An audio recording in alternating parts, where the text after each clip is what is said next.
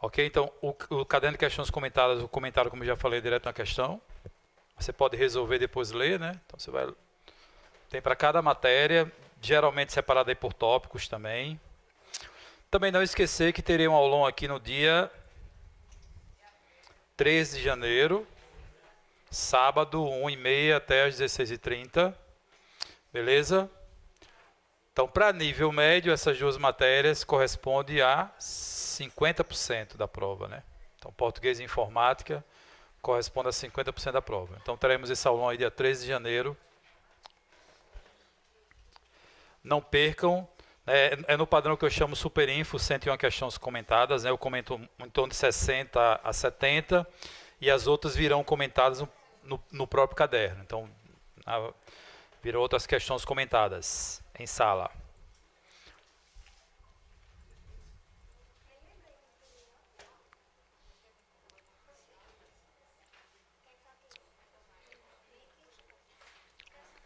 Pessoal, então vamos começar aí com questões que têm a ver com gerenciar arquivos e pastas, gerenciamento de arquivos e pastas.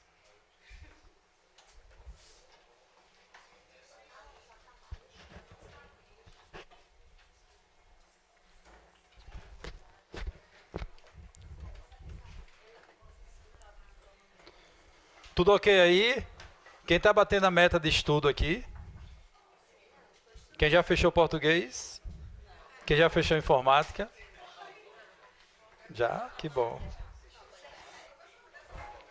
Quem baixou as questões comentadas e já estudou por elas? Tudo bem. Informática.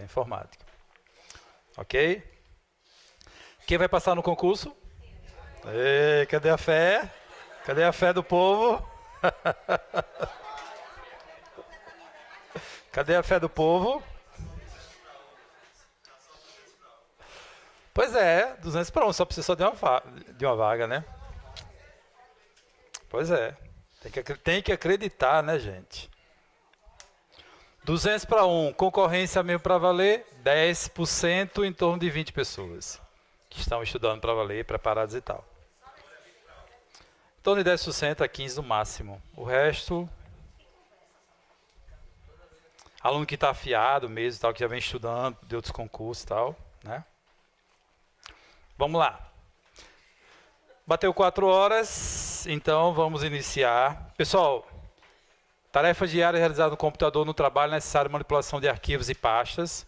O computador que utiliza em operação Windows 7, os arquivos devem, já desconfio, porque se fosse um podem, né? Então, ó, palavra restritiva, desconfie. Oi?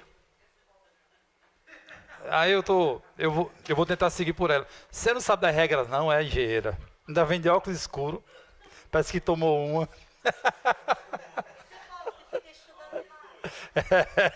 Eu te dou no final, Pessoal, então devem, podem, beleza. Podem, beleza. Devem, então, palavra restritiva, desconfie da questão no mínimo. Errado. Quantos caracteres são um arquivo? 256. É opcional ou é obrigatório? O nome é opcional?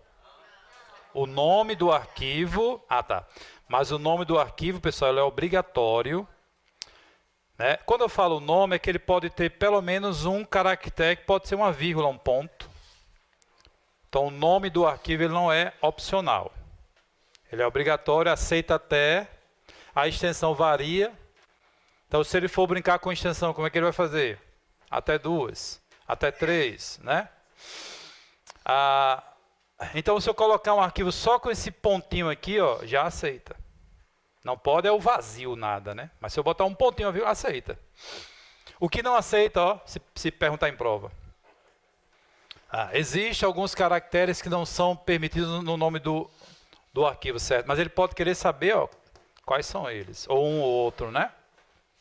Olha lá, salvei com esse nome aqui para provar o que pode, ó. O que não pode são caracteres, digamos, privativos do Windows. Ele já usa para alguma coisa.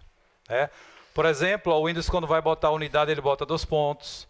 Vai separar diretório, usa barrinha. Né? Privativos. Ou quando vai fazer pesquisa, né? Mas, só pode ser gravado em pastas, não lá no diretório raiz, errado. Então, o que é o diretório raiz no Windows? A unidade. E no Linux? Como é que é a barra? Tem letra no Linux? Não, é só a barra. Aqui é o diretório raiz no Windows e no antigo DOS. Aqui é o diretório raiz no Linux. O diretório raiz é só a barra. E é para lá, ó. Ok? Estou errado, eu posso gravar um diretório raiz. No dia a dia não é bom, né? É bom você guardar em pastinhas. Não podem ter cópias em várias pastas do mesmo disco? Podem. Então, o mesmo arquivo. Não pode assim, numa mesma pasta, no Windows, não pode ter 2 arquivos com o mesmo nome e extensão. Em pastas diferentes pode. Agora, no Linux pode. Pessoal, essa aqui é uma pasta no Linux, chama-se aula. Exemplo, eu posso ter o arquivo, digamos, itep.txt. Eu posso ter o arquivo itep minúsculo .txt. Isso no Linux pode, no Windows não. Como é que chama essa característica no Linux? Case sensitive. Ele faz diferença em maiúsculo e minúsculo, em nome de pasta, em nome de arquivo. O Windows não pode, no Linux pode. Tá? Ok? Então, pode. Não poderão ser excluídos se estiverem sido copiados para a pasta Windows? Pode. Claro que não é interessante que eu grave arquivo na pasta Windows, né? Mas pode até gravar e apagar e tal. Excluídos do HD normalmente vão para a lixeira e poderão ser recuperados. Certo. E se eu quiser excluir permanentemente? Shift Delete. Vai excluir permanentemente? Shift Delete. Pessoal, quais são as operações que eu não vou poder fazer no ambiente Windows se o arquivo estiver aberto, em uso? As operações que eu não vou poder fazer se o arquivo estiver em uso. Olha lá, excluir, renomear e mover. A operação possível será copiar. Copiar pode, né? Já vimos isso também. Então a correta, a letra E, do HD. Agora, em que situação um arquivo será excluído permanentemente? Em que situação? Ou em quais situações? Rapidinho aqui, ó. O arquivo será excluído permanentemente se eu excluir com Shift Delete, mídia removível como pendrive, cartão de memória, unidade de rede, que é uma pasta compartilhada em rede, né? Se eu configurar a lixeira para exclusão permanente, eu vou mostrar. E se o arquivo for tão grande, mais tão grande, que não cabe na lixeira. Tá? Como é que configura para permanentemente? Aqui, ó. Não mover para a lixeira. Remover imediatamente. Então, a lixeira pode ser configurada para exclusão permanente? Pode. Oi? Hoje em dia pode, antigamente dava erro, mas pode. Hoje eu acho que é possível. No Word e tal você manda. Agora ele manda a última versão que você salvou, né? Que você salvou. Ok, agora pessoal, se quer alguma relação com data, né? Um arquivo só fica na lixeira por até 30 dias. O usuário pode configurar uma data para quando chegar naquela data e tal. Errado, não tem nada a ver com data aqui. Nenhuma configuração de data. Então o usuário pode configurar o espaço em disco, ó, que é reservado para lixeira. Pode. Pode configurar a lixeira para exclusão permanente. Pode. Né? Mas não tem nada com data. Se eu tiver mais de um disco, eu configuro uma lixeira para cada disco, ó, o espaço aqui. Ou se eu tiver um disco particionado, né, eu vou configurar uma lixeira para cada partição. Ok? Mas não tem relação nenhuma com data. Tecnicamente falando, pessoal, já falei em sala, o que é a lixeira? É uma pasta chamada Recycle, ligada à raiz do disco rígido. Mas como a parte do sistema, o Windows oculta. Mas não cai em prova isso. Cai em prova assim, né? Arquivos movidos para a lixeira continuam ocupando espaço em disco e podem ser restaurados. Podem ser restaurados. Está na nossa apostila lá. Então lá, letra E, letra correta. A sala alternativa que apresenta apenas, somente, extensões de arquivo de vídeo. Pessoal, extensões mais conhecidas para ambiente Windows. .com e .es, extensão de programa. TXT do bloquinho de notas do Windows, texto de formatação. WordPad RTF. Mas lembrando que o WordPad salva em DocX, salva em ODT, salva em TXT. Essa é a padrão dele. Paint é BMP, mas salva em JPG e tal. E se eu fizer um backup com o programa de backup do Windows? Se ele perguntar qual é a extensão? BKF. Agora o MS Office aqui, ó, DocX, né? LibreOffice, ODT, ODS, né? Ambos estão no edital. Imagem, pessoal, aqui, ó, JPG, BMP, GIF e tal, só imagem. Áudio, vídeo, arquivo compactado, zip RAR, arquivo em PDF, na extensão proprietária, e HTML. Exemplo, ó, a calculadora do Windows, ó, olha a extensão dela. Por quê? Porque ela é programa. Então, ESE.com são extensões de programa, né? Ok? Então, vamos lá. Ele quer extensão só para vídeo. Questão lá do AGPEN Ceará. AVI é vídeo. Aqui, ó, o Windows Media Video, JP4, JPG4, é MP4, não? MP4. Ou MPEG, né? VOB eu acho que é vídeo. PPTX é PowerPoint. Ok? Então, MP4, AVI, Windows Media Video, Movie, eu acho que é vídeo também. Agora, essa aqui, eu não conheço essa aqui. RMVB, MKV, não conheço. Mais compacta, né? Então, tá mais para a letra C aí, né? Windows Media Video, Movie. Não conheço o VIG, conheço a extensão VIG. Vocês colocaram uma bem estranha, né? Então, por eliminação aí, a gente fica aí com a letra C, MP4, AVI, Windows Media Video, que é o padrão que o Windows usa, né? E Movie, ok? Letra C. Extensão só para vídeo. Só para vídeo. Lembrando que vídeo embute áudio, né? Então, se ele falar áudio e vídeo, é um arquivo de vídeo. Que é o vídeo embute áudio. Né? Mostra a opção que tem um arquivo de imagem, um arquivo que é áudio e vídeo, e um arquivo só de áudio, por exemplo. Então, áudio e vídeo é o quê? É vídeo, porque vídeo embute áudio. Né? Então, aqui pode ser um MP4, um AVI, né? Um MPEG, que é MPG ou MPEG. Okay? Imagem pode ser JPG, BMP, entre outras aí. Então, a letra C, letra correta. Qual a função do utilitário desfragmentador de disco do Windows? Quais são os utilitários que mais caem em prova, né? Primeiro, pessoal, isso aqui está no grupo acessórios do Windows. Deixa eu localizar aqui o grupo acessórios. O grupo acessórios são aqueles programinhas básicos, ó. Tem os dois subgrupos, né? Acessibilidade e ferramentas do sistema, que são utilitários. Aí tem os programas básicos, que eu acho que dificilmente cai. Calculadora, bloco de notas, WordPad, Paint e o Prompt, os mais conhecidos. Ele pode muito bem, pessoal, falar na prova que o editor de texto padrão do Windows é o Word. Errado. O editor de texto padrão, o processador de texto é o WordPad. O Word é do pacote MS Office, né? É um pacote à parte. E o Prompt, interação com o sistema usando comandos baseados em texto. Se cair na prova. Aí vem ferramenta de captura, que é tipo um print screen, que veio com o Windows. Notas autoadesivas, tipo post-it. E o painel de expressões de expressões matemáticas. Aí, ó. Aqui é esse notas autoadesivas. 3 ferramentas que vieram no Windows 7 e que não tinha no Windows XP.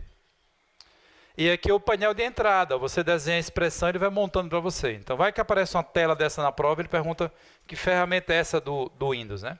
Daí são as básicas. Agora, e as utilitárias, né? Os programinhas utilitários? O limpeza, excluir arquivos desnecessários. O desfragmentador, palavra-chave reorganiza os arquivos em disco, né? ScanDisk, verificação de erros, palavra-chave verificação de erros, ScanDisk. Informações sobre o meu computador e agendar tarefas do sistema lá, né? Marcar data e hora para um programa ser executado. Aí vem, a pergunta é, qual a função do... E a palavra-chave para desfragmentador é reorganizar os arquivos em disco, gravando-os em setores contínuos ou contíguos. Verificação de setor defeituoso, pessoal, isso aqui é a tarefa do scan. Então, essa letra A tarefa aqui é do ScanDisk, que pode cair como ferramenta de verificação de erros do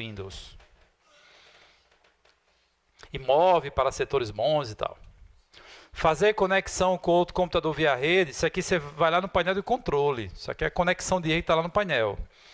Liberar espaço, excluindo arquivos temporários ou desnecessários, isso aqui é o limpeza de disco. Que está na letra C, limpeza de disco. Restaurar o computador a uma configuração anterior, chamada ponto de restauração, isso aqui é uma ferramenta chamada restauração do sistema. O Windows tem, para restaurar o sistema. Então, palavra-chave, para desfragmentador, reorganiza os arquivos em disco, né? Regravando em setores contínuos, ou pode chamar em prova de contíguos. A única novidade do Windows 7 é que no Windows 7 você pode fazer agendamento no desfragmentador de disco. Mas seria colocar essa parte vermelha que está fragmentada em sequência, né? A gravação em sequência. Então, o arquivo que foi gravado uma parte aqui, não coube tudo, outra parte aqui, ele vai regravar em sequência. Claro que podia muito bem casado usar o limpeza primeiro e depois o desfragmentador. Né? A cada 1 ou 2 meses você faz isso. Limpeza, desfragmenta e o seu disco fica mais veloz o acesso ao disco. Então, resposta correta, letra E, para desfragmentador. No Windows XP, se um arquivo for arrastado pelo mouse, pressionando simultâneo a tecla Shift, será. Pessoal, operação com arquivo. Ctrl, você associa a operação de copiar. E Shift, você associa a operação de mover. Então, e o gerenciamento de arquivos e pastas no Windows você faz usando o Windows Explorer. Você perguntar, quem é o gerenciador de arquivos e pastas? Tem atalho? Tem. Tecla Windows combinado com a letra E. É o atalho para abrir o Windows Explorer. Abre o computador que equivale ao Windows Explorer. Né? Porque você acessa a pasta, né? Disco e tal. Olha lá, painel de navegação, painel de conteúdo. Eles se subdividem em duas janelinhas, dois painéis aí. A seleção de arquivo em sequência, clica, segura o Shift e clica, em sequência é o Shift. Alternado com Ctrl, lembram disso? E se for para selecionar tudo, Ctrl All. Olha lá, cópia de arquivo. Entre pastas do mesmo disco, arrasta segurando Ctrl. Se for entre discos, não é necessário segurar Ctrl. É arrastando com o mouse aqui. Então, Ctrl associa a operação de copiar. Agora vamos para mover. Mover entre pastas do mesmo disco, arrasta de uma pasta para outra, já move. Se segurar o Ctrl, copia. Se eu quiser mover entre discos, por que eu tenho que segurar o Shift? Porque o padrão, pessoal, entre discos é copiar. Para transformar o copiar em mover, segura o Shift. Então, Ctrl associa a copiar. Frank, se eu arrastar entre pastas do mesmo disco com Shift, move do mesmo jeito, só não é necessário. Aqui é necessário, entre discos, porque se você não segurar o Shift, vai copiar. Eu estou copiando esse arquivo dessa pasta para essa. Como pastas do mesmo disco, é necessário segurar o Ctrl. Olha lá, é necessário. De um disco para o outro, não é necessário segurar Ctrl. Ele já copia. Agora vamos para mover. Entre pastas do mesmo disco é só arrastar, que ele já move. Agora, de um disco para o outro, se eu quiser mover, é necessário segurar, porque o padrão entre discos é copiar. Então, Ctrl associa copiar e Shift associa mover. E se eu arrastar segurando o Alt, pessoal, cria o quê? E o que é link? Atalho. Se eu arrastar segurando o Alt. E se eu arrastar com o botão direito do mouse, vai aparecer um menu suspenso, que ele pode chamar em prova de menu pop-up, menu que salta, para a escolha da ação a ser tomada. Eu estou arrastando com o botão direito do mouse, que é o arrastar especial. Ok? Vamos lá então. Então, na hora que ele fala no enunciado em Shift, eu já penso em qual ação? Mover. Se falasse em Ctrl, eu já ia pensar em copiar. Olha lá, movido, está casando aqui, o arquivo para a pasta destino, se a pasta de origem e destino estiverem na mesma unidade ou estiverem em unidades diferentes. Certo. É a certa. Por que a letra B, pessoal, está errada? Se a pasta de origem tiver destino apenas. Olha quem deixou aqui. Apenas. Se eu tirar o apenas, movido aqui para a parte de destino, se a parte da origem e destino estiverem em unidades diferentes. Certo. Que eu tirei o apenas. Mas a pessoa pode pensar no apenas, né, quando não está na questão. Não pode colocar a palavra. Então, sem apenas, a questão ficaria certa. Ok? Com apenas, errado. Pessoal, para ser copiar, aqui deveria ser o quê? Ctrl. Falou em Ctrl, aí seria copiar. E para criar um atalho, aqui, ó, aí teria que ser um Alt. Copiado seria Ctrl, copiado seria Ctrl, e aqui teria que ser um Alt. Então, a letra A é a letra correta. Em um computador que executa o Windows 7, os tipos de arquivos são identificados pela extensão em seu nome. Olha lá. As extensões são associadas ao programa que abre os arquivos. É possível que existam diversos softwares que abram um tipo de arquivo em particular. Nesse caso, no Internet Explorer é possível escolher o software que vai abrir um arquivo como. Por exemplo, eu tenho um arquivo docx, ODT, né? Não, docx, e eu queria abrir pelo write. Eu tenho um arquivo docx que é do Word, mas eu quero abrir pelo write considerando que o write reconhece docx. Vamos lá. Então aqui, pessoal, um arquivo docx, ó, e eu quero abrir usando o write. Pode ser por essa setinha, ó, pode ser. Seria aí o tal do abricom. Eles colocaram em forma de, né? Seria aqui pela barra de ferramentas, ou pode ser clicando com o botão direito, ó, abre com. E aí, ó, write. Vimos em sala isso. Botão direito, abre com. Então é bom aprender essas opções que aparecem quando você clica com o botão direito sobre um arquivo.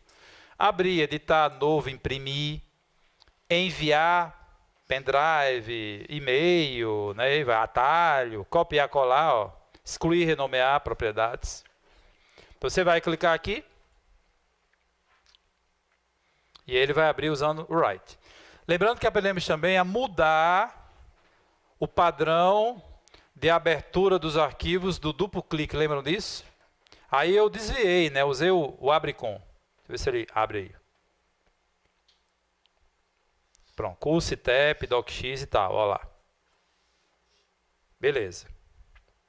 Mas a prova diz que é possível mudar o programa padrão de abertura, né, do tal do duplo clique. É possível. Como? Na caixa de propriedades de um arquivo, você altera aqui. Então, o padrão do duplo clique que ele associa pela extensão, ó, eu posso alterar. Posso dizer que a partir de agora documentos Word serão abertos usando o write.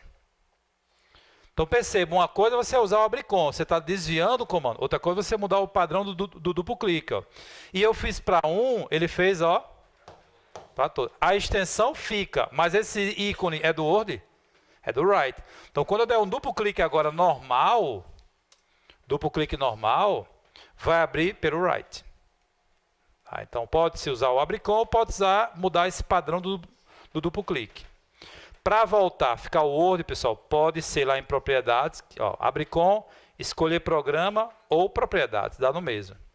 Alterar, ó, o Word, ok. Já mudou o ícone. Ó. Então, além de poder usar o abricom, você pode mudar esse padrão do duplo clique. Bem, aí ele foi pelo abricom, né? Então, abricom, clicar com o botão direito sobre o arquivo. Olha lá. E escolher a opção abricom. E aí você pode abrir um documento. E serve para tudo, né?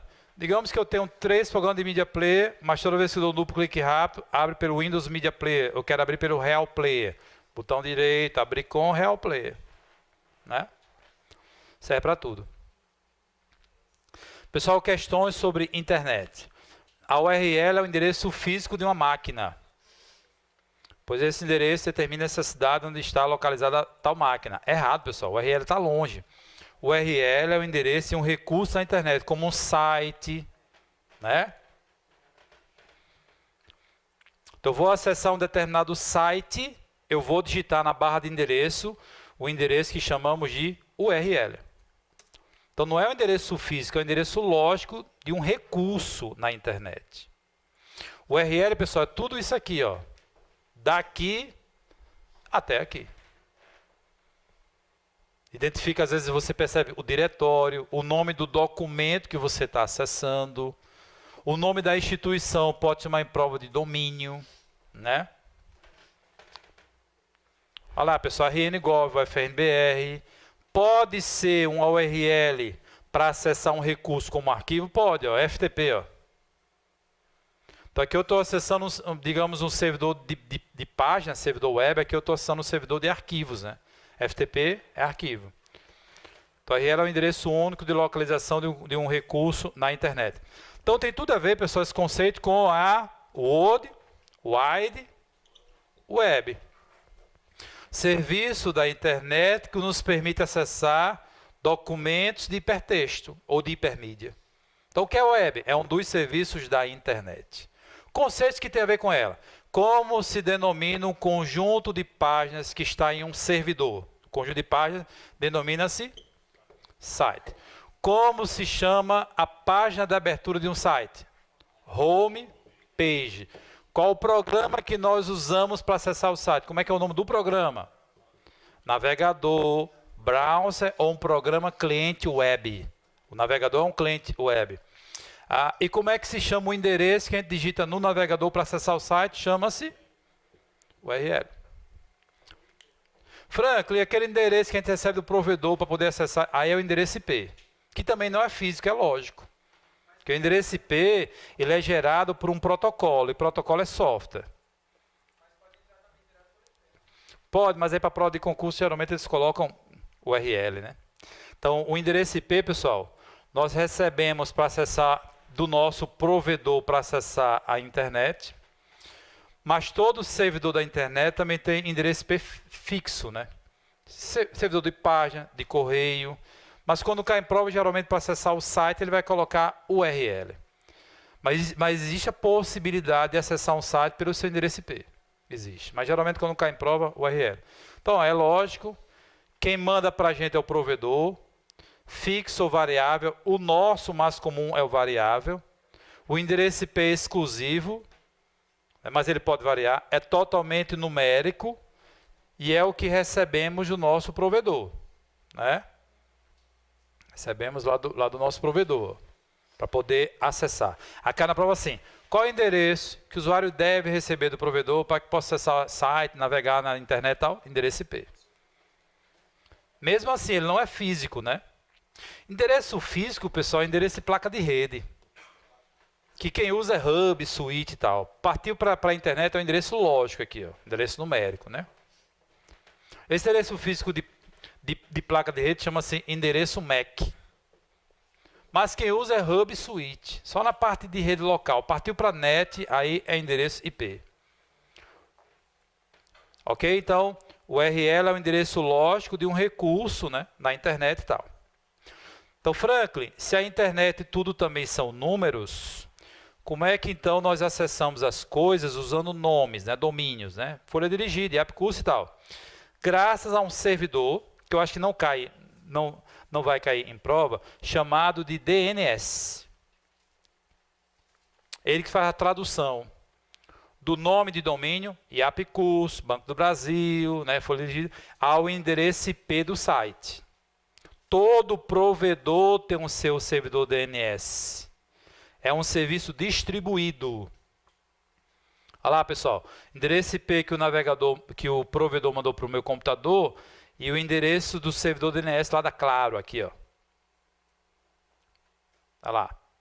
Então, DNS falhou, serviço da web que converte o nome de um website, no caso aqui Banco do Brasil, no seu endereço na internet, que é o IP. Olha lá, coloquei AppCurso. O servidor DNS do meu provedor vai mandar o endereço IP de volta para o meu navegador do IAP. Ó. Meu navegador de posse, ó, acessa o site, onde está hospedado o AppCurso. Então, o servidor DNS traduz nome de domínio no respectivo endereço IP do site. Ok? E é possível acessar o site. Ó. Olha aqui o endereço IP do Globo. Ó. Usa lá o ping, ó, aí você descobre. Do UOL. Aí eu peguei o do Globo, ó, coloquei lá, na barra de... Então, o site pode ser carregado pelo seu endereço IP. Mas o padrão de prova de concurso, ele perguntar o que é URL. Que é o endereço HTTP, www, nominal, né? Nominal. Então, o servidor DNS, ele converte. Mas se eu descobrir o endereço IP, é possível acessar. Então, o site pode ser acessado pela sua URL, que é o padrão, mas é possível acessar pelo seu endereço IP. Tudo na internet são números. Por exemplo, servidor de envio de e-mail do IG, endereço, IP, tem IP também. Recebimento e tal. Ok? Mas a pergunta é, o URL é o endereço de localização de um recurso que vai lá do HTTP. Não é o endereço físico. SMTP é um serviço que permite vários usuários se conectar a uma mesma máquina simultaneamente com acesso à sala de bate-papo. Não, SMTP, pessoal, é para envio de e-mail. É o protocolo responsável por envio de e-mail. Quando estudamos programa de correio aqui, ó, estudamos protocolos para correio. Estudamos o HTTP. Estudamos a versão dele com segurança, HTTPS. Aí estudamos o protocolo para correio aqui, ó. Olha lá, o POP, que é para recebimento, baixos e-mails para o nosso computador. O SMTP, que é para envio, associa essa saída. E o IMAP é a alternativa ao POP. Enquanto o POP baixa, o IMAP você lê o e-mail direto no servidor. Vimos também que você não pode misturar, né? O webmail, que é o mais usado, é o e-mail acessado via navegador. Usa HTTP e tal. Já quem usa um cliente de correio como Outlook, vai ter que fazer configurações prévias para poder funcionar, né? E não pode misturar. Franklin, para usar o webmail, precisa configurar o Outlook. Errado. O webmail é uma forma de gerenciar correio em que se utiliza um cliente de e-mail. Errado. Usa navegador. Ali é uma forma que é outra. Mais usada, o webmail. Mais usado, o e-mail via navegador. As pessoas usam mais essa aqui. Então, ó, SMTP é para quê? Envia do meu Outlook para o servidor de saída da minha conta. Do servidor de saída, envio o SMTP para o servidor de entrada do destinatário. Aí, quando esse cidadão aqui abriu o Outlook, o que é que o POP faz? Descarrega para o computador dele os e-mails que chegaram, né? Como cópia ou como mover. Aí o cidadão vai responder, olha lá. Entre os servidores de correio, eles trocam e-mail entre eles usando, ó, SMTP. POP é só para descarregar. E qual a diferença do POP para o IMAP? Enquanto o POP descarrega, o IMAP ou IMAP, você lê o e-mail direto no servidor. Lê direto lá. O POP ele descarrega a tal ponto que você pode ler os e-mails sem estar conectado. Então, mais uma vez, programas de correio precisa fazer o quê? Configurações prévias. O webmail não precisa. Né? Login e senha.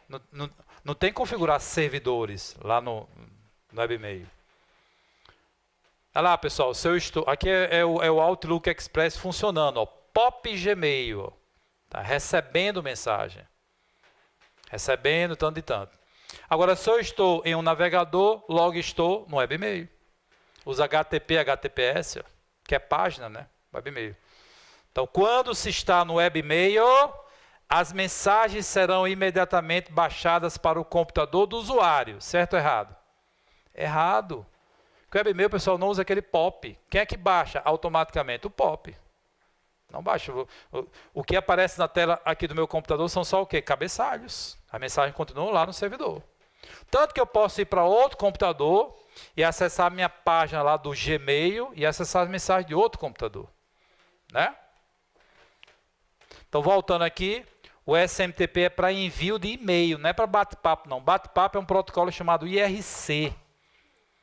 Né? O protocolo para bate-papo é esse aqui, chamado Internet Relay Chat. É esse aqui, ó. IRC. Bate-papo é um serviço de comunicação síncrona, porque acontece em tempo real. Né? Já e-mail é assíncrono, que alguém pode mandar um e-mail para você e você lê 2, 3 dias depois, não tem sincronia nenhuma. Já o bate-papo chat é em tempo real, né? Síncrono. Ok, errado. O servidor POP é responsável pelo envio e recebimento de arquivos na internet. Não, o POP é para recebimento de e-mail em programas de correio. Foi para arquivo, pessoal, transferência de arquivo tipo download e upload, o protocolo é esse, ó, File Transfer Protocol. Qual o protocolo usado na internet para transferência de arquivos? É o FTP. É esse aqui, ó. Protocolos para transferência de arquivo, download, upload, FTP. Ok? Então, se cair protocolo, voltando aqui para o conjunto, na prova, eu aposto, como eu já falei em sala, no máximo até o IMAP, até esse aqui. Para que serve esse, gente? Transferência de hipertexto. Esse, transferência de arquivo, download e upload. Aqui é para acessar a página, né? A versão dele com segurança é só colocar a letra. E o S, o que é que significa? Que a conexão está criptografada, sigilosa. E o cadeado serve para quê? Identidade, verificar a identidade do site. Download, upload, recebimento de e-mail, aquele que baixa. Envio de e-mail e para ler o e-mail direto no servidor. Ok? Se cair em prova. Ou então, qual o endereço que o usuário deve receber do provedor para que faça conexão, para poder navegar na internet sem ser acessado? Endereço IP. Então, aí o conjunto de protocolos TCP/IP que vimos em sala de aula. Enviar e receber arquivo, não. A FTP. Esse aqui, pessoal, para recebimento de e-mail, aquele que baixa. Quando se digita o endereço em uma máquina da web, o termo HTTP significa protocolo de acesso a páginas em formato HTML, por exemplo, certo. Ok? HTTP, pessoal, quer dizer Hypertext Transfer Protocol, protocolo para transferência de hipertexto. E o que é HTML? As páginas são feitas na linguagem HTML. Então, HTML é a linguagem que permite você criar os sites, criar as páginas. Questão correta. Utilizado quando o usuário de correio eletrônico envia uma mensagem com anexo. Não, FTP, pessoal, é para quê? Download, upload. Protocolo para transferência de arquivos. Quando eu mando um e-mail com anexo, quem manda é o SMTP mesmo. O SMTP, quando manda, já vai com anexo. Ele mesmo se responsável. Aqui é para download e upload. FTP quer dizer File Transfer Protocol. Protocolo para transferência de arquivos.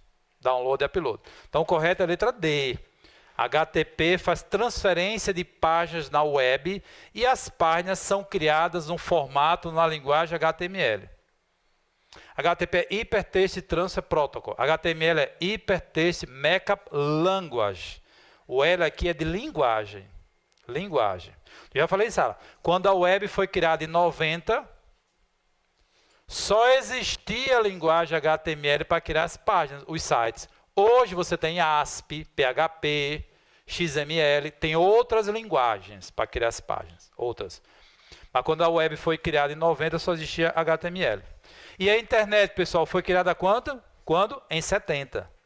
Então, posso dizer que web e internet são sinônimos? O certo é dizer o quê? A web é um dos serviços da internet. Assim como o VoIP, assim como o e-mail, correio, né? Assim como o VPN e outros serviços, né? Que existem dentro da internet. Vamos lá. Está correta a letra D de dado. Próxima. A base para a comunicação de dados à internet é o protocolo da camada de aplicação do modelo OSI. Eu acho que foi a única questão que ele fala em modelo OSI, que é mais para a rede local. Quando fala o conjunto de protocolos utilizados na internet denomina-se TCP IP. Primeira vez que eu vejo alguém falando modelo OSI aqui, que é mais para rede local. Então, se disser assim, como se denomina o conjunto de protocolos utilizados na internet, ó, ou o conjunto de protocolos TCP/IP é usado apenas na internet, que é uma rede pública. Na intranet, o conjunto de protocolos é outro, certo ou errado? Errado, é o mesmo. É o mesmo. Já vimos em sala, pessoal, a diferença da internet para uma intranet não está na tecnologia empregada, está no conteúdo. Então, se for comparar uma com a outra, a diferença não está na tecnologia empregada. Ambas usam tecnologia padrão de rede, o mesmo conjunto de protocolos. Ambas têm servidor de página, servidor de correio, servidor de transferência de arquivos, servidor de DNS. Então, qual a diferença da internet para a intranet? A diferença está, ó. O conteúdo da internet é público, da intranet é restrito aos funcionários da instituição, que pode chamar de colaboradores da empresa. Então, na intranet não usa TCP/IP. Errado. Usa normal. Olha lá, pessoal, eu sou funcionário da empresa X. Eu acesso o servidor da intranet, página, usando o quê? HTTP, usando navegador. Então, tem endereço IP aqui também, tudo. Então, a internet é o conteúdo público da empresa, aqui é o conteúdo privado, restrito, né? Ok? Então, vamos lá. Voltando aqui, responsável para transferência de páginas de hipertexto. Esse protocolo é Hypertext Transfer Protocol. É só se ligar no P de protocolo. Olha como eles colocaram para confundir, ó. Hypertext Markup.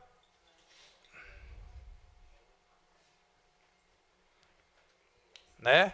Linguagem para marcação de hipertexto.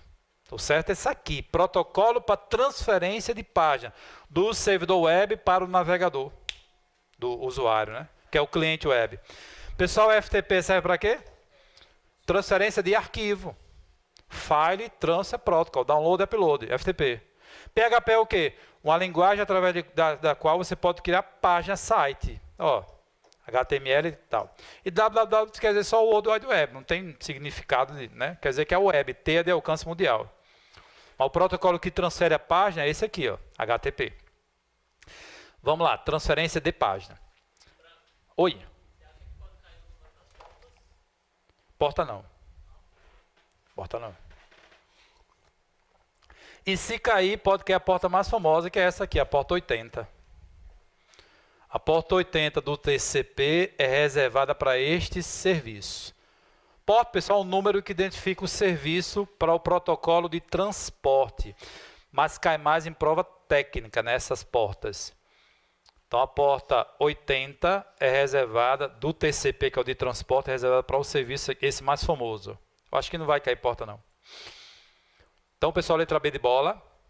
Algumas empresas criam ambientes virtuais com servidor de página, ó, servidor web, para manter sites, servidor de e-mail, permitir comunicação via correio, servidor de arquivo, FTP, né? Ó, servidor de FTP.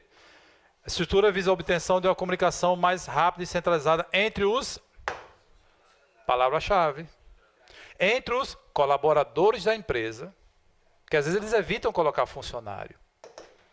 Matou com intranet. Mais uma vez, uma intranet não usa o TCP/IP, porque TCP/IP é a internet que é pública, sem acessado. Errado. Uma intranet não pode ser acessada a partir da internet. Pode. Para ser intranet, necessariamente deve se conectar com a internet. Não, senhor. Não, senhor. A maioria se conecta, claro, né? Mas necessariamente não. Olha lá, pessoal. Essa rede local, ela está isolada do mundo. Mas ela tem um servidor de página, ela aqui tem um servidor de correio. O pessoal acessa via navegador, né? A parte da empresa de projeto, de aniversário, de contra-cheque e tal. É intranet. Então, a intranet necessariamente não deve se conectar à internet para ser intranet. A maioria se conecta. E uma intranet pode ser acessada a partir da internet. Olha o nosso TJ, ó. Agora acessa quem é o quê? Funcionário. Está lá, intranet. Login e senha deverão ser os meios utilizados para acessar a rede do tribunal. Aqui, ó.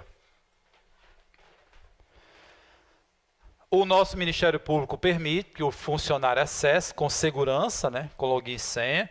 A UERN também, ó. Então, a intranet, qual é o correto? Pode ser acessada, depende da política da empresa. Agora, pessoal, eu acho difícil. Mas se cair extranet, tem que lembrar de quê na questão? Empresas parceiras. Fornecedor, distribuidor, franqueado, representante e tal. É como se fosse uma área da intranet que a empresa deixa quem? Outra empresa parceira acessar para agilizar processo de venda e tal. Então, falou intranet, extranet, empresa parceira. Falou intranet, funcionários. Mas o que é que mais cai? Intranet. O que mais cai é intranet. Então, a resposta correta, ó. Internet é uma rede pública e o conteúdo é público. Telnet é acessar computadores a longa distância, é um protocolo bem antigo para você acessar computador. Seria o TV, o LogMeIn, né? Acessar computador a longa distância. SMTP é o protocolo usado para quê, gente? S de saída, enviar e-mail, envio de e-mail. E o FTP para transferência de arquivo, download e upload. Transferência de arquivo. Então, o correto é a intranet. Vamos lá. São pequenos arquivos que são gravados em seu computador quando você acessa sites da internet e que são reenviados a esses mesmos sites quando novamente visitados. Usados para manter informação sobre você, como carrinho de compras, lista de produto, preferência de navegação, login. Vou botar meu login do IG do BOL, ele quer completar. Que pequenos arquivos são esses, pessoal, que o site nos identifica? Cookies. Vimos em sala já, né? Cookies. Então, eu dei até essa exemplo. Você vai lá no Buscapé, faz uma pesquisa de uma televisão X, aí ele gera um cookie daquela pesquisa e grava no seu computador. Já peguei prova dizendo que o cookie é gravado no servidor. Errado. Ele é gerado no servidor do web e é gravado no seu computador. Quando você voltar àquele site uma semana depois, 2 dias e tal, ele lê o cookie, gravou, viu que você pensou sobre televisão e prepara o site com propaganda de televisão. Então, cookie não são vírus, né? São pequenos arquivos de texto que permitem o site nos identificar. Pessoal, o que é spam? E-mails que mandam para a gente e nós não autorizamos. Então, spam é vírus? E-mails não autorizados. O que é malware? Nome genérico para programas maliciosos. Quem são os malware? Vimos em sala já. Vírus, cavalo de Troia, o espião, o que se replica automaticamente em redes. Tá? O que é phishing? Está no edital, não está? Phishing?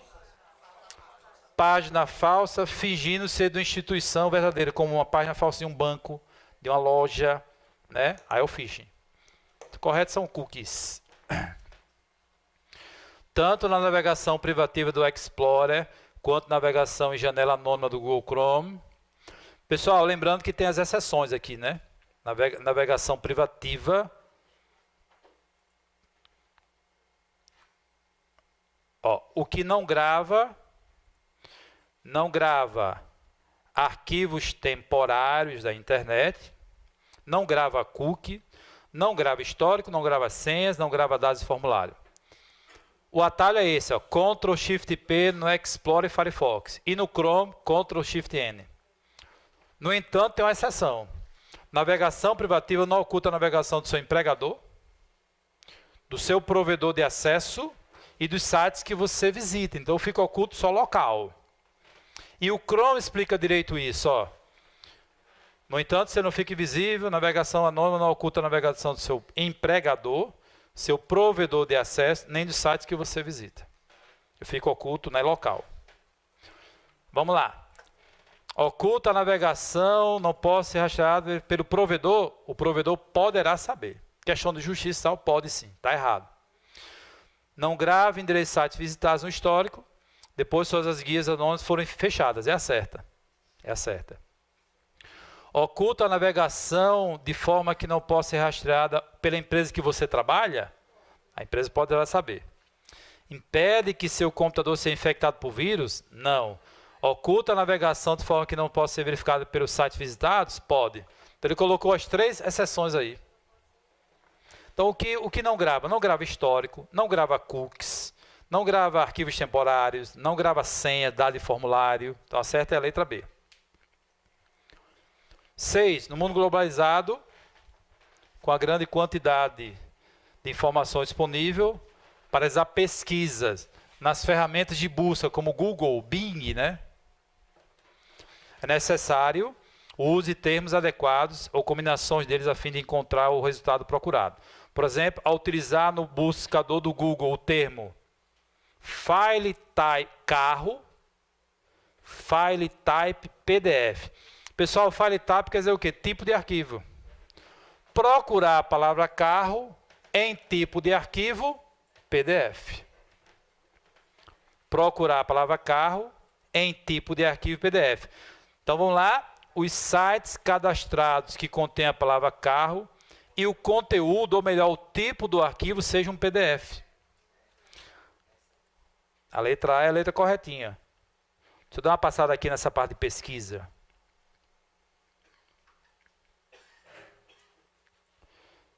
Olha lá, pessoal.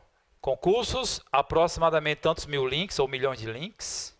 Estou com sorte, é o que? Se cai em prova, entrar direto no primeiro da lista. Ah, o que?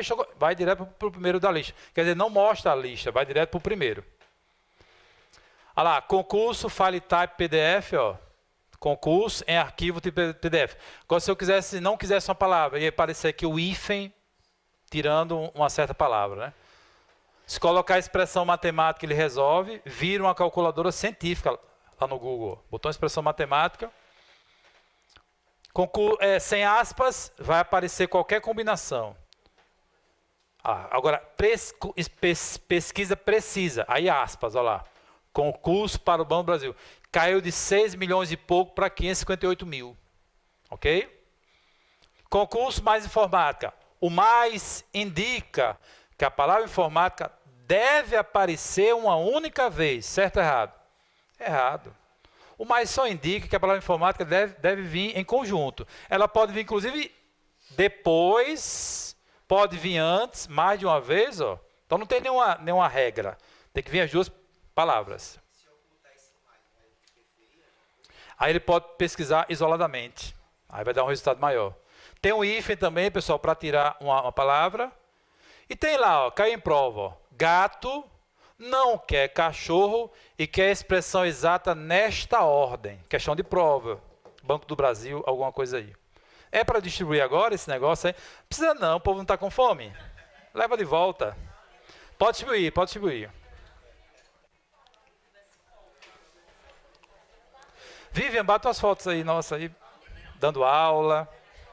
Você é a nossa fotógrafa oficial. Pessoal, em site de busca como o Google, para que serve em cache? Então assim, se um site oficial sair do ar, o Google possui uma ferramenta que permite, possível, o usuário acessar esse site. Que ferramenta é essa? A cache do Google. Então o Google tem servidores espalhados no mundo todo que ele tira cópias das páginas. Então, ó, cliquei em cache, lá do IAP, ó. Essa é a cache do IAP, instantâneo da página com aparência que ela tem em tal data. Então o Google guarda cópias de página. Cópias. Pessoal, então letra A é a letra correta. 7.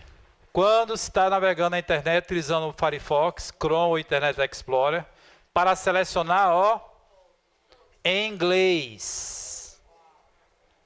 Ctrl T é só no Word, viu? Só no Word. Ctrl T é só no Word. Então, ó. Eu quero selecionar o conteúdo inteiro de uma página. Olha lá, pessoal. Ctrl A de All. Ctrl T só o Word usa. No Write é como no Write? Ctrl A de All. Write. Então, Ctrl A é a correta.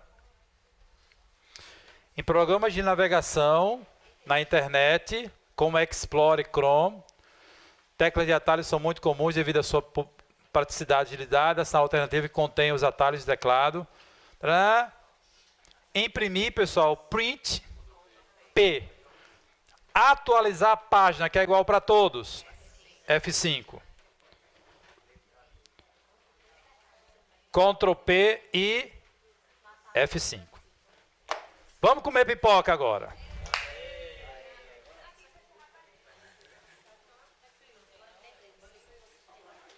De ontem, uma aluna que pedindo refri. Pipoca sem refri. É mesmo. Você é muito... Me leve. Compre minha passagem. Ah, sim, é. Vai ter o que lá? Convenção?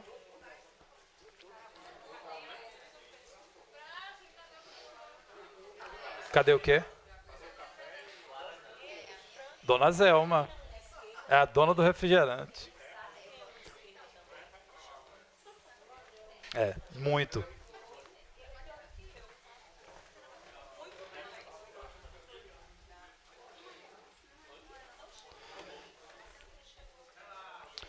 Pessoal,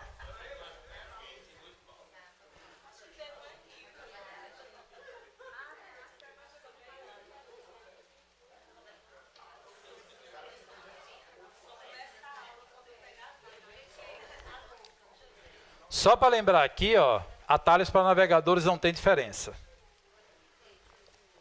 A não ser P. Então isso está no grupo lá no Facebook Superinfo, está na área do aluno também. Não tem diferença.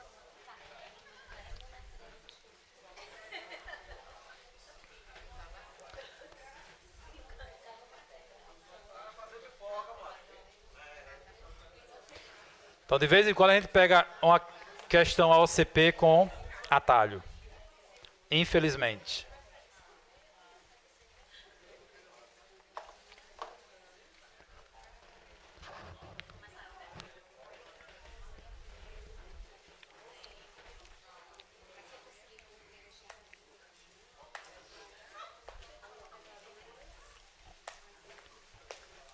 Deixa eu pegar uma. Oi?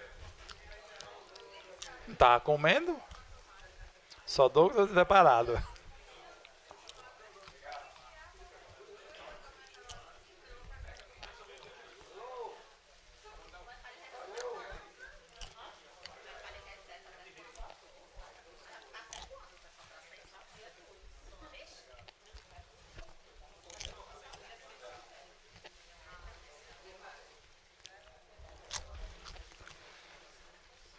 Não esqueçam, dia 13 de janeiro.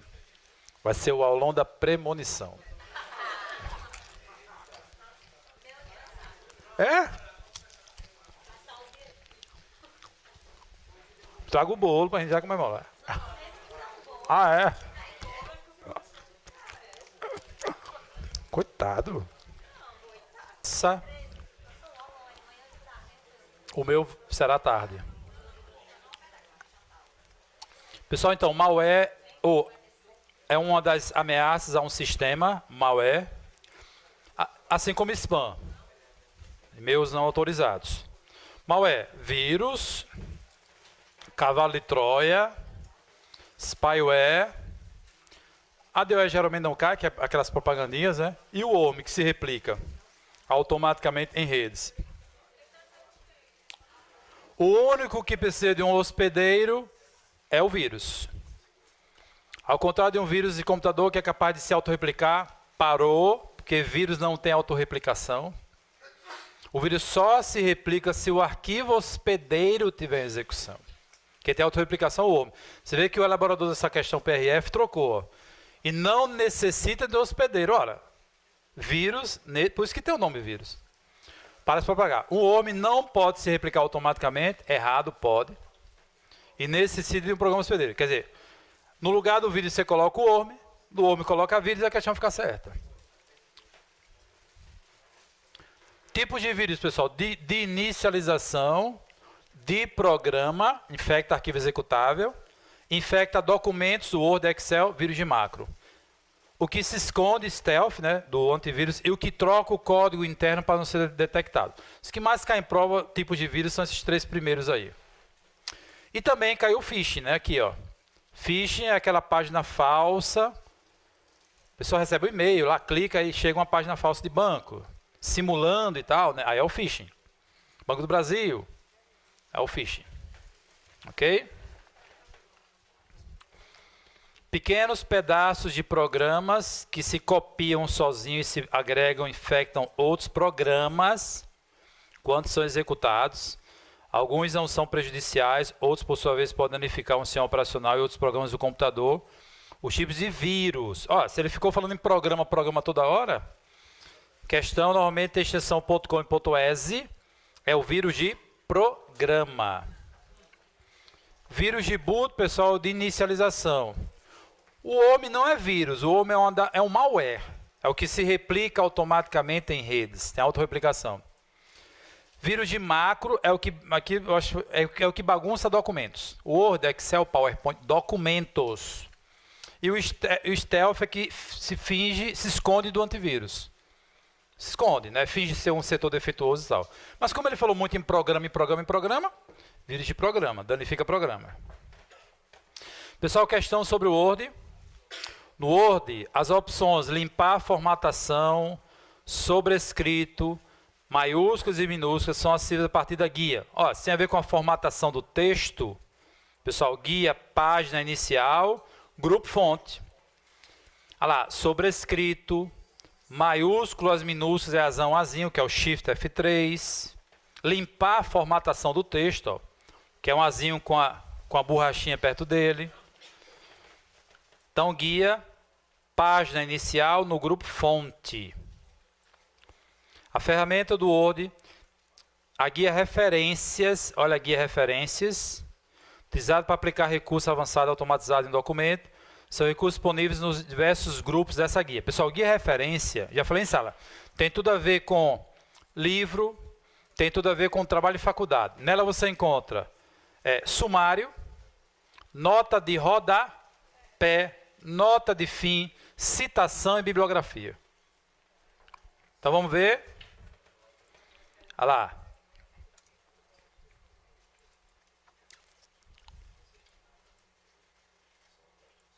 Deixa eu diminuir essa fonte aqui. Olha lá, estou na guia referência. Ó. Então, o Word possui ferramenta que permite criar sumários automáticos, certo. Já vimos até em sala isso, ó. Vou dar só 2 cliques e o sumário estará pronto. Aí o sumário pronto. Ok? Aí tem nota de rodapé, cujo atalho é olha lá, Alt e Ctrl F.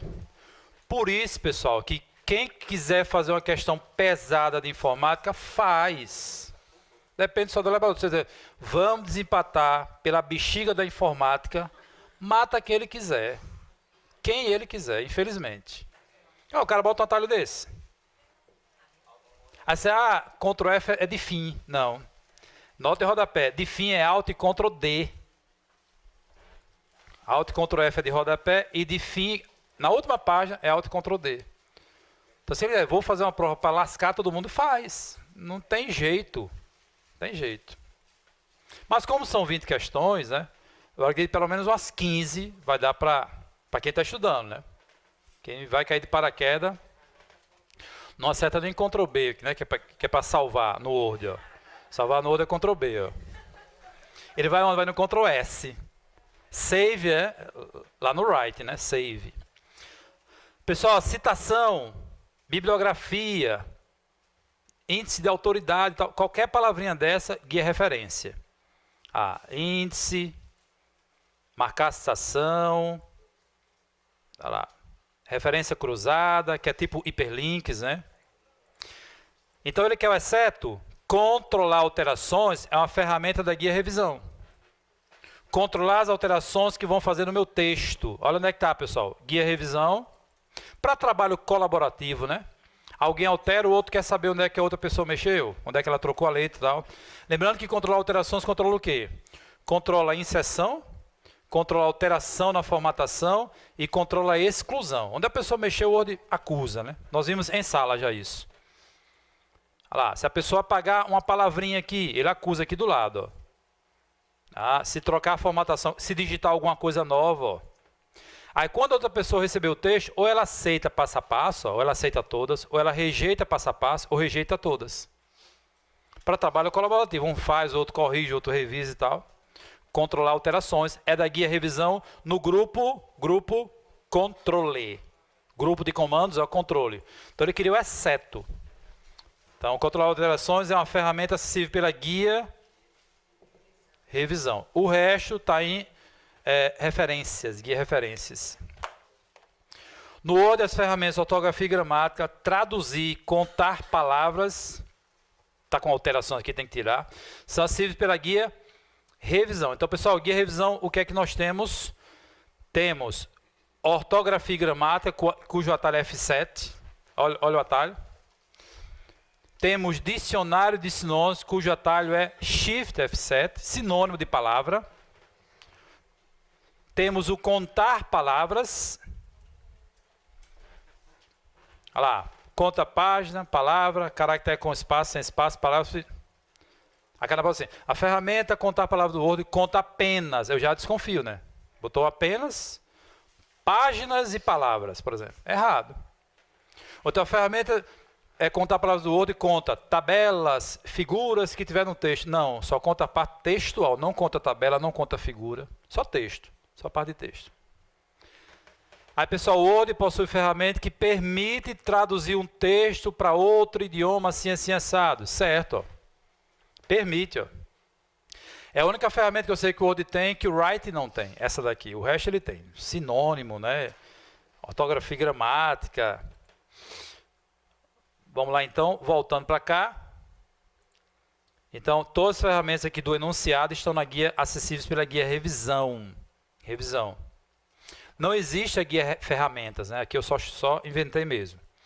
No Word, as margens da página são espaço em branco em volta das bordas da página, para assegurar que o texto não seja ocultado em caso de encadernação. O pessoal falou em encadernação, qual é a margem? Medianis. Então, grifa encadernação. Ó, layout da página. Vou abrir a antiga caixinha, configura a página aqui, ó. Configura a página. Olha quem é que está aqui. Então, minha margem esquerda são 2 centímetros. Mas, eu preocupado quando for encadernar ou espiral pegar ou ficar muito próximo, aí eu crio a margem medianis. Que ele ilustra com isso aqui, ó. Pode aparecer na prova, por exemplo, a imagem dessa. E ele perguntar qual foi a ferramenta, o recurso que a pessoa usou aqui. Medianis. Que não imprime, é só você saber que você colocou um espaço extra. Então, falou em encadernação, medianis. Ok? Então, letra B de bola. Se perguntar a guia, pessoal, de configuração de página, essa guia aqui, o layout da página, você faz a configuração da página. Próxima. Um texto pode ser formatado em colunas. Pode-se, por exemplo, criar um layout onde uma coluna é mais estreita que outra. No Word, para se formatar um texto em colunas com largura distinta, é preciso acessar a guia. Pessoal, a guia para colocar texto em coluna também é layout da página. Está aqui, ó. Ok? Lembrando que, se você não selecionar o texto, o padrão do Word e do Write é colocar o documento inteiro. Ó, se eu não selecionar o texto. Se eu selecionar, aí sim ele coloca só aquela área selecionada. Aí a pergunta que eu já fiz em sala, qual foi o recurso que o Word usou? Que um comando que pegou o documento inteiro agora há pouco, ele isolou só aqui. Que recurso é esse que isola? Quebra de seção. Aqui, pessoal, quebra de seção, ó. Então, todo comando que pega o documento inteiro, o Word usa seções, quebra de seção. Então, numa única página do Word, parte do texto está em 1, está em 2, está em 3. Na única página, usou quebra de seção e, ó, contínua, porque a outra seção continua na mesma página. Ou então assim, pessoal. No documento do Word, algumas páginas estão na orientação retrato e outras estão na orientação paisagem. Isso é possível graças à palavra-chave seção também. Todo comando pega o documento inteiro e você vai barrar usando criando seções. Então, numeração diferente. Não numera a capa, não numerou a capa de rosto, isso aqui, seção. Cabeçalhos diferentes. Falou aí, né? Então já lembra aí de seção. Então, o comando para criar texto colunas é acessível pela guia, ó, layout da página. Por que eu chamo a atenção? Olha lá, colunas. Porque a maioria vai cair, sabe, em qual guia? Inserir. Que soa muito bem, né? Inserir colunas. E ela existe aqui, ó. Mas a guia para colocar texto em colunas, ó. Tipo jornalístico, Léo da página. E se quiser com linha no meio do texto, ó só. Olha lá, mais colunas. Linha no meio do texto, ó. Espaçamento de uma para outra. No texto selecionado, ó, que é o certo, quando você quer só uma parte. Olha lá. Com a linhazinha lá no meio do texto. Puxa só o recuo aqui que tá pronto. Com a linha no meio do texto. Então, layout da página, letra D de dado e o grupo chama-se configurar página. 6. Muitas vezes o alinhamento justificado de parágrafo no Word deixa grandes espaços entre as palavras na mesma linha ou em várias linhas do texto, que pode, além de comprometer a estética do texto, dificultar a leitura. Solução para esse problema no Word é habilitar a hifenização automática do texto. A hifenização, pessoal, também é acessível pela guia, ó, layout, grupo configurar, e está aqui, ó. A hifenização pode ser manual ou automática aqui, ó. Quer colocar o hífen aqui no final, né? Se for manual, ó, ele vai perguntando, ó, hifeniza sim ou não, ó lá, hifeniza sim ou não. Manual. Então, guia layout de página, da página. No grupo configurar a página, você tem a ferramenta, ó, hifenização. Hifenização. Hifenizar o texto. Manual ou de forma automática. Manual de forma automática. Então, na guia layout da página. Grupo configura a página. Outra questão do Word. Olha lá, no Word é possível criar equações matemáticas como apresentado acima a partir da opção equação acessível pela guia. Pessoal, guia inserir, ó, grupo símbolos e a ferramenta chama-se equação. Ok? Então vimos em sala já. Inserir grupo símbolos equação. A6, guia layout, hifenização. Então, na guia layout, pessoal, tem configuração da página, margem, né, e tal, orientação. Tem a hifenização do texto, texto em coluna, quebra de página, quebra de seção, tá tudo na guia layout.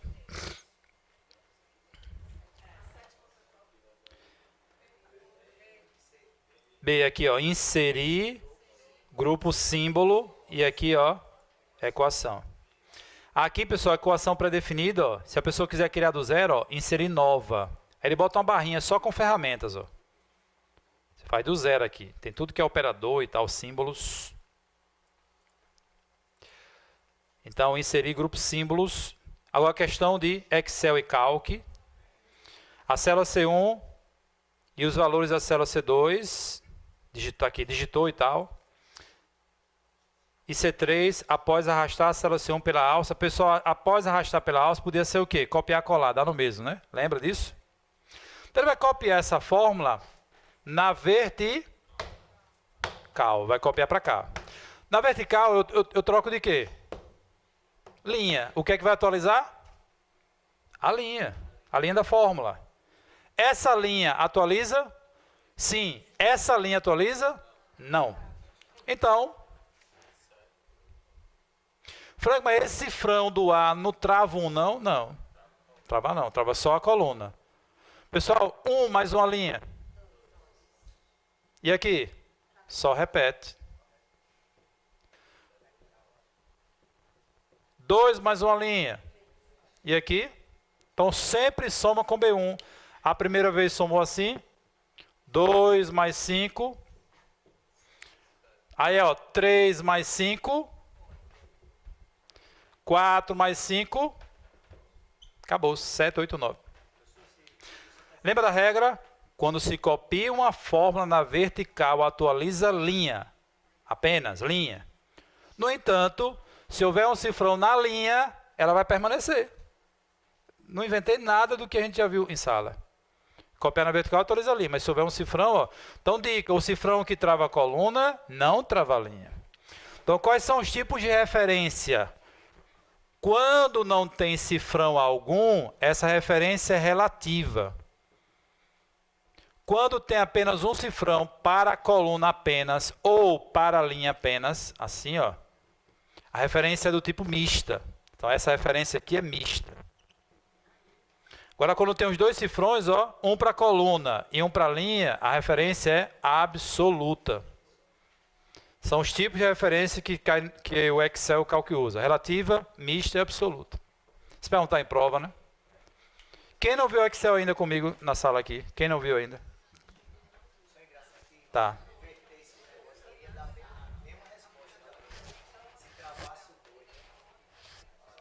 Se travasse o 2 e liberasse esse, então trava o 2, aí vai ficar 7, aqui ia dar 8, ia dar 9, ia dar mesmo. Então 7, 8, 9, letra B de bola aqui, ó.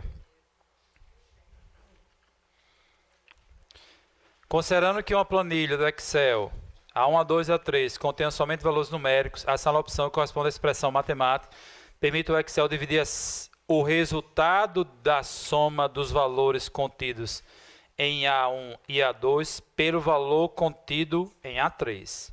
Então, só pode ser, pessoal, o resultado da soma de A1 com A2 dividido, né, pelo valor que está em A3. Aí não tem para onde ir. Dividido pelo valor que está em A3. Soma, ok?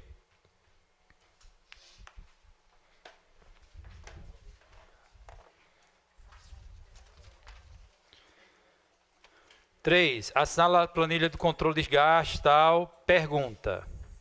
Na célula D6, encontra-se uma função que está somando apenas os valores das células D3, D4 e D5.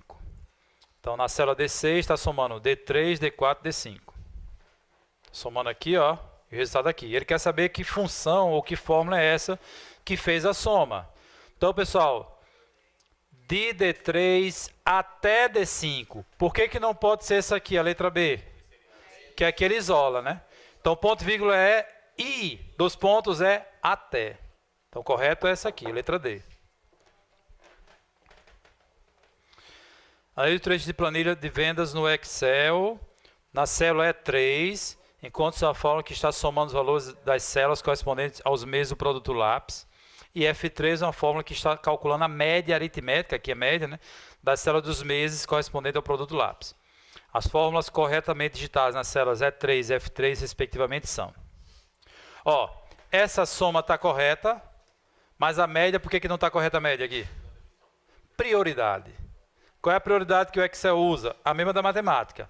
Primeiro ele faz potência, divisão e multiplicação. Por último, ó, adição e subtração. E isso aparecer na prova uma fórmula sem parênteses. Logo aqui ele vai querer dividir primeiro. Ó. Isso é média? Não, média você primeiro soma as parcelas para depois dividir. Então o erro está aqui. Ó. Soma, olha o erro. Né? Aqui ele está pegando, está pulando um mês, está pulando o mês C, janeiro, fevereiro, né? Está pulando fevereiro. A média, qual o erro aqui da média, pessoal? A função média, ela já lhe dá a média, não precisa dividir por 3. Então pode grifar aí, não precisa, já lhe dá a média. Aqui eu estou dividindo por 3 de novo. A função média já dá a média perfeita. E lembrando, se nesse intervalo tiver célula com texto ou célula vazia, não considera. Se tiver célula com 0, considera para divisão. O texto vazio ele despreza. Se tiver um zerinho, ele considera para divisão. Aqui, ó, cadê o nome da função? Se é soma, se é média. Aqui não vale nada aqui. Aqui estaria correto, ó. Eu somo 3 parcelas e divido por 3. A média está certa. Soma de B3 até D3. Média de B3 até D3. Certo. Sum, quem usa sum, pessoal, é o Word, né? O Word Write que usa em inglês. Ó. Ok? Então a correta é a letra D de dado. A soma está corretinha e a média está correta. Aqui também vai dar erro. Que aqui não tem sinal de soma, né? Então correta é a letra D. O seguinte trecho de planilha deverá ser utilizado para responder a questão sobre o Excel. Olha lá, alunos e médias. Considerando que para ser aprovado o aluno deve ter uma média igual ou superior a 6, está lá a alternativa que exibe uma fórmula correta para calcular a quantidade de alunos aprovados. Então, pessoal, a função do Excel que calcula a quantidade. Deixa eu ver se eu estou com... de alunos aprovados é a função conte-se, que é uma função na categoria estatística. Deixa eu localizar aqui. Olha lá, conte-se. Dia 2 até D2, dia 1 até D2, quantas células tem valores maior ou igual a 50? Sempre com aspas. Ó. Quantas células? 1, 2, 3. O que é que ele calculou? A quantidade. Tem 3 células com valores maior ou igual a 50. 3, chegou lá e contou. Agora aqui, nesse intervalo, quantos alunos estão aprovados? Ó, conte-se de C2 até C7, intervalo. Depois vem o critério, sempre com aspas. Eu só não coloco aspas, pessoal, se o critério estiver numa célula. Botou o endereço da célula, aí não usa aspas. Tá? Então, botei, ó, eu resolvi escrever aprovado, ó, com aspas. Ó. E por que eu botei aprove? Porque como é que está aqui digitado o resultado? Então, ele fez o quê? 1, 2, 3, 4. O que é que ele contou? Contou a quantidade. 4 alunos aprovados. Então, resposta correta, conte-se de B2 até B7 com aspas, ó, maior ou igual a 6. Quem tiver uma média maior ou igual a 6. Aqui daria erro, ó, porque faltou aspas. Média maior ou igual a 6. Então, ele vem aqui e conta. Ó, aqui vai dar 1, 2, 3. O resultado será 3 quando der Enter. 3. Considerando o Calc ou Excel, sua instalação padrão, ao clicar em uma célula vazia, digitar a fórmula a seguir e pressionar a tecla Enter, né, retornará como resultado. Pessoal, a função se, ela tem 3 argumentos. Né? O que é que você não deve esquecer se quer essa função na prova? Que o se primeiro faz um teste lógico, depois ele retorna informando se o teste deu verdadeiro ou se o teste deu falso. E essa sintaxe nunca muda. Teste lógico, até o primeiro ponto de vírgula. Verdadeiro e falso. Verdadeiro e falso é como se fosse, o que é que vai fazer? Se der verdadeiro, faz isso. Se der falso, faz aquilo outro. É um ou outro. Então, até onde vai o teste lógico? Vai até o primeiro ponto e vírgula. Depois do ponto de vírgula vem o se der verdadeiro. Ó. Então, se der verdadeiro esse teste, vai fazer isso aqui. 10 elevado a 1. E se der falso, vai fazer esse cálculo aqui. Ó. Se der falso. Então, ele pode botar uma coisa dessa assim, solta com... Ah, aqui tem uma média, aqui tem um máximo. Aqui tem uma mensagem aprovada, aqui outra mensagem reprovada. Pode cair de tudo que é jeito, né?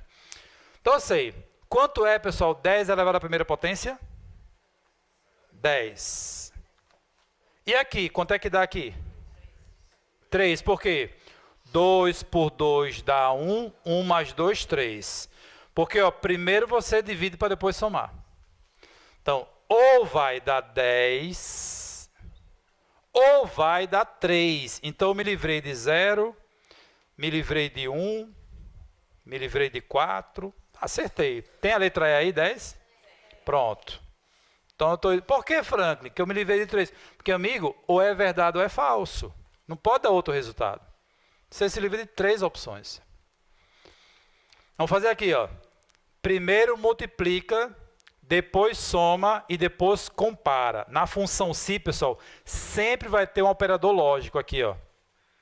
O operador de comparação. São eles, maior do que, maior ou igual, menor do que, menor ou igual, igual e diferente. Operadores lógicos ou operadores de comparação. Sempre tem. 2 vezes 2, 4. 4 mais 1, 5. Aí, o que é que você faz na prova? Escreva o 5 aqui. Pessoal, 5 é igual a 6, verdade ou falso?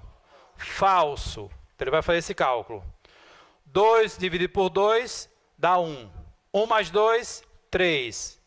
Resposta certa, 3.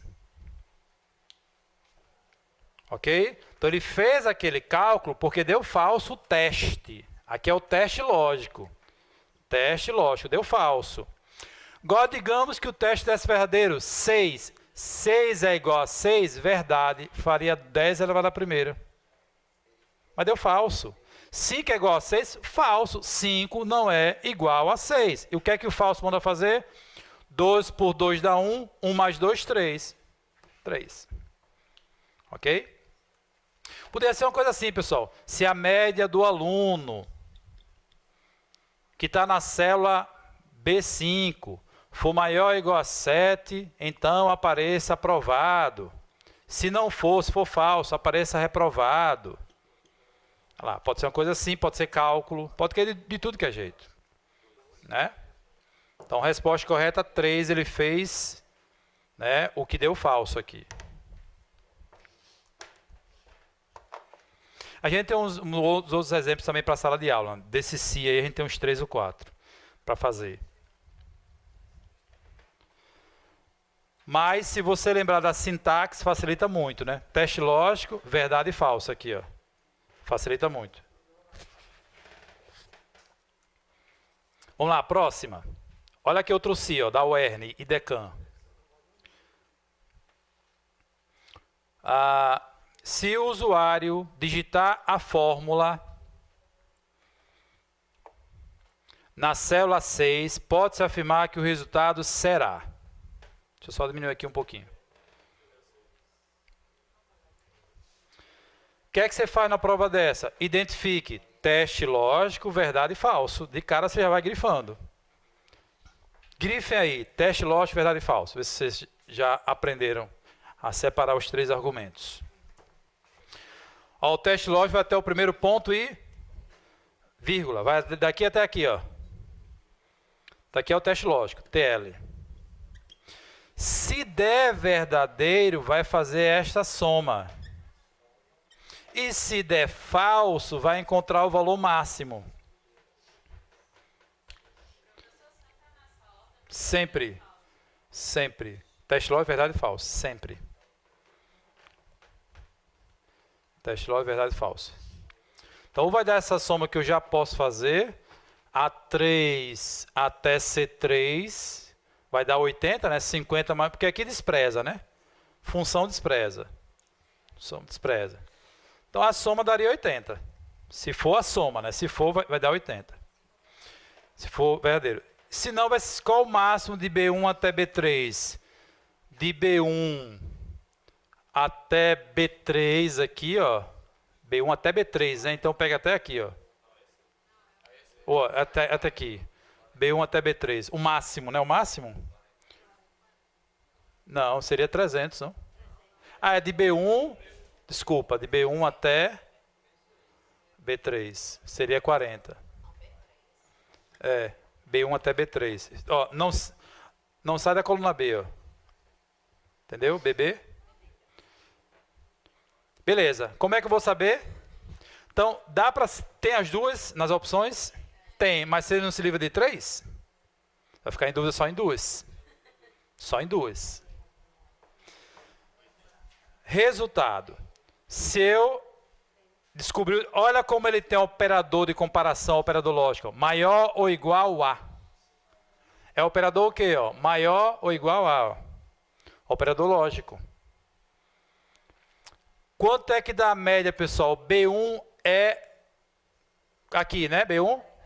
40. E B2 é 20. Quanto é que dá a média aqui? 40 mais 20, 60. 60 por 2, 30. Aí eu escrevo 30 aqui. Pessoal, 30 é maior ou igual a C3? Quem é C3? C3, ó. 30 é maior ou igual a 30? É igual. Verdade, o que é que verdade manda fazer? Soma de A3 até C3. 50 mais 30, 80. Não vai dar mensagem de erro, porque quando você usa função, ele despreza. Ou se fosse assim, A3 mais, se eu botar o mais aí daria erro, mas como é função, a função despreza a parte que tem texto. Despreza. Então vai dar 80. Vai somar 50 mais 30 aqui, ó. Então ele resolveu essa soma aqui, ó. 50 mais 30. Ok?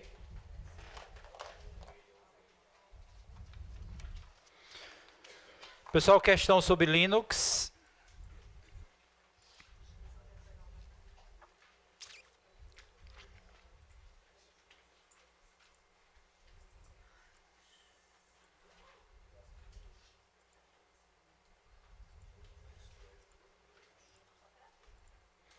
Olha lá, sistema operacional são programas para promover o funcionamento do computador, realizando a comunicação entre os dispositivos de hardware e software. Em relação ao sistema, é correto afirmar que KDE e GNOME. Pessoal, KDE e GNOME são interfaces gráficas do Linux, que pode chamar de gerenciador de janela, pode chamar de ambiente gráfico. São interfaces gráficas. Então, no Linux, existem várias distribuições, não se chama de versão, né? Então, distribuições Linux mais conhecidas. Distribuição é quando pega o núcleo do Linux e junta com os programas que lhe interessam. Interface gráfica, né? Aplicativo utilitário, jogos. Juntou o programa que lhe interessa com o núcleo, que é sempre Linux, você cria uma distribuição. Devido a essa liberdade, existe mais de 300 no mundo, mas existem as mais famosas, como Mandriva, SUSE, que é uma distribuição Linux da Alemanha, Debian americana, Fedora americana, Ubuntu é da África do Sul.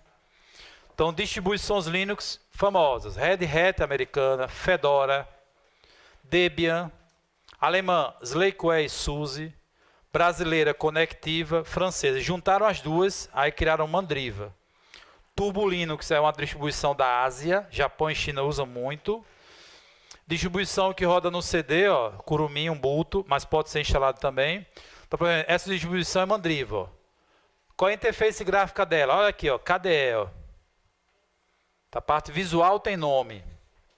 Essa distribuição Slackware, alemã. Qual é a interface gráfica que ela usa? Olha aqui o casinho, ó, KDE. Então, KDE é a interface gráfica. Agora, se tiver um pezinho, aí a interface é GNOME. Então no Linux tem interfaces gráficas. A distribuição Kurumin, brasileira, usa KDE. Ubuntu, usa GNOME. Né? Debian, olha o pezinho lá, GNOME. Ó. Mandriva, KDE, está aqui o casinho. Olha o pezinho aqui. Ó. Então, interface gráfica. Esse é o site do Ubuntu no Brasil, né? Da distribuição. Então, toda distribuição tem um núcleo, que é sempre Linux. Shell, tela preta para colocar os comandos em tela preta. Né? Os ambientes gráficos, os aplicativozinhos, utilitários. Ambiente gráfico, os mais conhecidos, ó. KDE e GNOME, os mais conhecidos. Ok? Vamos lá então. Então ele falou em KDE e GNOME, são ambientes gráficos ou interfaces gráficos do Linux, ou pode chamar também, pessoal, de gerenciadores de janelas. Então, interface gráfica, ambiente gráfico, gerenciador de janela. São exemplos de distribuições Linux, exceto, pessoal, ó. O que é kernel? Kernel é a denominação para núcleo de sistema operacional, seja ele qual for. Pode ser do Windows, do Linux. Falou em núcleo de sistema, qual o nome padrão? Kernel. Agora, Ubuntu é a distribuição da África, Debian americana, Kurumin é brasileira e Fedora americana. São distribuições Linux. Agora, pessoal, questão sobre comandos Linux. Ó. Nós vimos até em sala de aula. Eu acho que eu vi só no isolado por enquanto, né? Então, pessoal, o Linux, além de diretórios, ele também tem comandos. Diretórios Linux mais conhecidos. Primeiro, que o diretório raiz é só uma barrinha. Ó. Aí tem os diretórios do usuário administrador. O diretório é esse aqui, ó, chamado root. Root. Esse é o diretório raiz, né? Home é dos usuários comuns, quando você cria uma conta, o nome da pessoa vem para essa pasta. O do administrador é root. Diretório administrador do Linux. Binário, pessoal, diretório de programas. Equivale no Windows aquele arquivo de programas, é o diretório bin. Instalou programas aí. São os mais conhecidos. Agora, pessoal, comandos Linux, ó. Esse aqui é para listar arquivos, criar diretório, make a directory, acessar um diretório, né? Mudar diretório, remover diretório, remove directory, mostrar em que diretório você está, pwd, mover ou renomear, o mv, cp é para copiar arquivos e pastas aqui, copiar arquivos, cp, rm de remove, remover arquivos, ó, remove aula doc, grep é para procurar uma palavra dentro de um texto, cat é para concatenar arquivos, juntar 12 arquivos em um.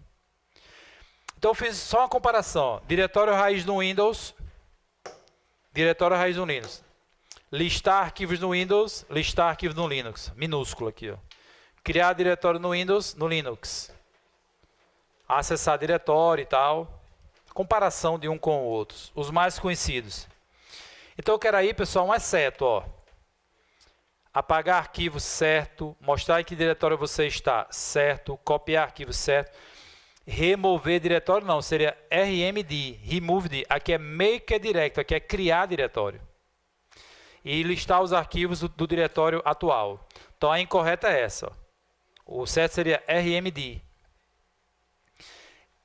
É uma das partes principais do hardware do computador, responsável pelo cálculos aritméticos e comparações lógicas, execução das tarefas, né, processar os dados aqui, ó. Processar que o computador executa as tarefas está diretamente ligado à velocidade desse componente. Qual o componente em questão, pessoal? Que é o cérebro do nosso computador. Processador, ou também chamado de CPU, Unidade Central de Processamento. Deixa eu mostrar aqui. Agora, se a pergunta for mais específica, né, do componente interno de uma CPU, qual o responsável pelo processamento da informação? Deixa eu ver se eu abro aqui. Não.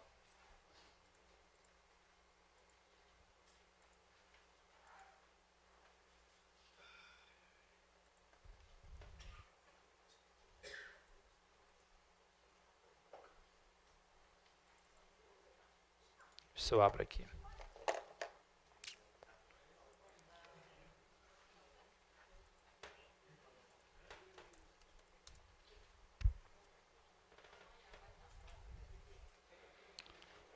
Pessoal, se falar da arquitetura interna de uma CPU, ó, CPU possui frequência interna em gigahertz, frequência externa, que é menor, né, a interna é maior, a memória cache e uma ventoinha sobre ele. Gosto de perguntar, da arquitetura interna da CPU, qual o responsável pelo processamento? A ULA. Se falar em controle de informação e tal, e o registrador é a memória.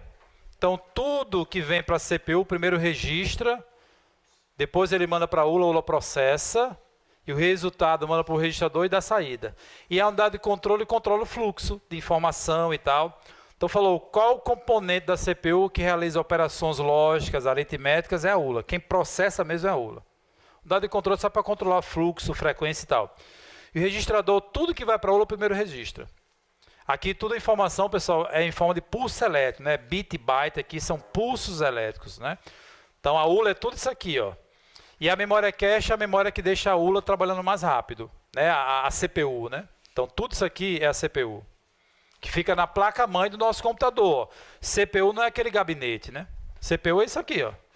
Então isso aqui é a placa-mãe. A CPU pode ser da Intel ou pode ser da AMD. Então da Intel o quê? O Celeron, o Pentium, o Core 3, o Core 5, o Core 7, são modelos de CPUs. Aí, ó. E aqui é a placa-mãe, ó. Lembrando que você pode comprar uma placa-mãe sem a CPU. Aí qual o principal componente de uma placa-mãe? Se você marcar CPU, tá errado. É o chipset aqui, ó. Que eu posso comprar uma placa-mãe sem CPU, mas tem que vir com o chipset, que ele controla as vias de ligação que a gente chama de barramentos. Então, ó, você pode ter uma placa-mãe totalmente vazia, assim, ó. Aqui, pessoal, uma placa-mãe totalmente vazia, sem CPU, sem memória RAM, a memória principal, né? Mas olha aqui o chipset. com a marca do fabricante. ASUS, que eu acho que começou fabricando placa-mãe. Hoje fabrica celular, tablet, notebook e tal. Então, qual é o principal componente da placa-mãe? Chipset. Um componente nativo da placa-mãe, chipset. A CPU, quando fala em processar informação, aí é a CPU. Mas você pode comprar a parte, né? A parte. Beleza? Então, falou em processar, resposta certo processador ou CPU, letra B de bola. E aí, pessoal, eu coloquei questões extras comentadas aí, ó. Então, essas outras são questões extras comentadas. Os comentários estão aqui, ó. Na página número 6. Na página número 6. Questões extras comentadas aí, tipo um simuladozinho para vocês resolverem. Obrigado pela atenção. Até a próxima aula.